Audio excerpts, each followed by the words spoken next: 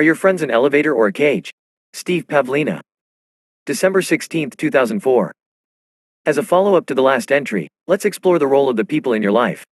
Are they elevating you to be the best person you can be, or are they holding you back? I mentioned in my last entry that when going through major life shifts, like changing careers, I would shift the people with whom I spent the most time. We've all gone through periods where the people in our lives have changed: graduation, moving to a new city, getting a new job, joining a new club, etc. I don't think I need to convince you just how much influence other people can have over your identity. If you've ever experienced a major shift in your people environment, then you know that you change as well. Most people don't make these choices consciously though. You might consciously decide to spend more time with a certain friend, or you may ask someone out on a date to begin a new relationship. But few people choose the bulk of their existing friendships deliberately.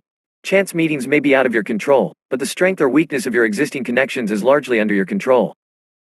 Think for a moment about the 5 to 10 people with whom you spend the most time. Even include online communities if you spend a lot of time reading them. Which individuals are having the most influence over your thinking right now? Actually write out the list, it should only take a minute. And this includes family members. Now look at the list. It's been said that this list will give you a glimpse into your future. Do you want to become more like these people? Yes or no? Is anyone on the list a bad influence that causes you to backslide? Is anyone on the list a shining light that encourages you to reach new heights? Now, have you ever thought about consciously changing this list? Do you realize that you have the ability to populate this list by choice instead of by chance? You're free to say no to having certain people in your life, and you're also free to make the effort to introduce new people you want in your life. Sometimes there are serious consequences, such as with family members and bosses, but it's still a choice. There's no getting rid of people. People are always drifting in and out of each other's lives. Associations grow into friendships, and friendships fade into associations. You don't get rid of anyone. The truth is that in order to make room for new people and new experiences, you may need to loosen up some of your existing connections.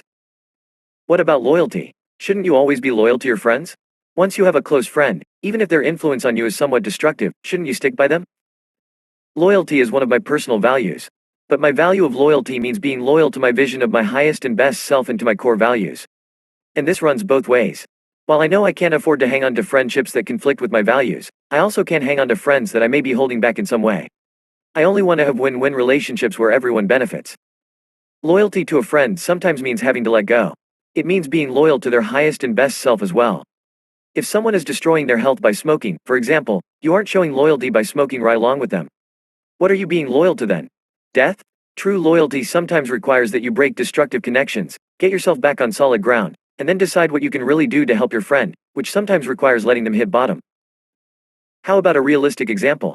Back when I was in college, I would occasionally use pirated software. I had several friends who were software pirates and who'd keep offering it to me, and I'd sometimes accept if it was something I wanted. But when I started my own software business after graduation and began thinking about the kind of person I wanted to be, I realized that software piracy had to go. So I decided to stop. But of course, what happened next? You guessed it. Some more pirated software was offered to me, and I gave into the temptation. And then I beat myself up about it. And that pattern cycled a few more times until I realized if I wanted to stop using pirated software, I had to stop associating with pirates. So I consciously decided to let those relationships fade, which on a couple occasions required actively telling the other person I couldn't have them in my life anymore, and why.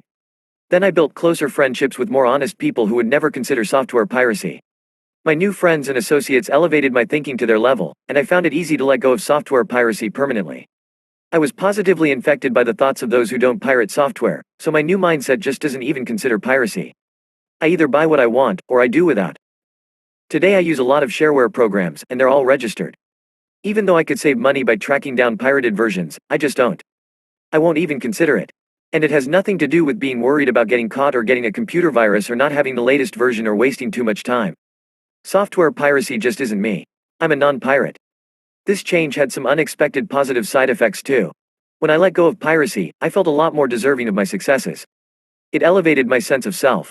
There was nothing on my computer to give me the subconscious message: yeah, that was a nice success, but you're still a thief. This is one very basic example of how consciously changing the people in your life can change you for the better. What about trying to rescue people in need? Although I don't think it's impossible to transform a destructive relationship from within, it's very difficult unless you have a lot of support. While you're trying to elevate the other person, you're sinking at the same time. You'd probably need a buffer of many other strong relationships in order to transform one destructive relationship. I think the best approach is to leave the destructive relationship behind, form new relationships to get your strength back, and then, keeping those new relationships, you'll have the ability to revisit and transform the old destructive relationship with a much reduced risk of being sucked back into old patterns.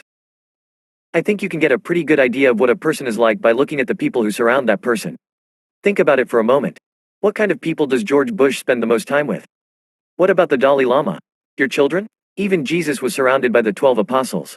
So one betrayed him, and one thrice denied knowing him, but 10 out of 12 isn't bad. If you had a dozen loyal devotees following you everywhere, perhaps you might enjoy some fairly elevated thinking too. It can take a lot of courage to tell someone, I'm sorry, but I can't have you in my life anymore. But even though this might seem like a selfish act at times, it's often the best thing for the other person too. If a relationship is holding you back in some way, understand that it's also hurting the other person. For example, if you work for an abusive boss, your acceptance of that situation constitutes silent approval, encouraging your boss to continue to behave abusively towards yourself and others. If you smoke and suddenly say to all your smoker friends, I'm sorry, but I can't continue to be friends with people who smoke anymore. I've decided I need to be a non-smoker, you'll probably meet with a lot of resistance. But if you follow through with it, your actions will eat away at some of those old friends. And a year later when you're a non-smoker, one of them will contact you privately, I'd like to quit too. Can you help me? And you will be able to help. You might even renew your old friendship, but at a whole new level. The kinds of relationships I seek out today are those which have the potential to be win-win, where both people can help each other to grow in positive ways without holding each other back. Not one person using the other, synergy. I'm always open and inviting of new friendships of this kind. If I ever feel like I'm stuck in a cage, I know it's time to reach out and make some new connections and or loosen up some old ones.